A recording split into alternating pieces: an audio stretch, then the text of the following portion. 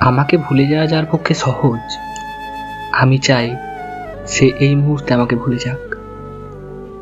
আমার সঙ্গে কথা না বললেও যার কিচ্ছুটি যায় আসে না, আমি চাই তার সাথে আমার আর কখনো কথা না হোক।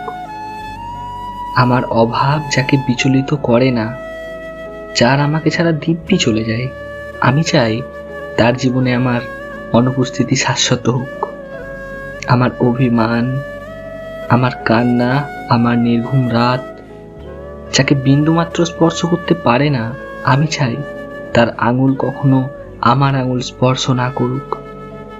তাতে আমি কষ্ট পেলে পাই, ভেঙে যাই, একলা হই।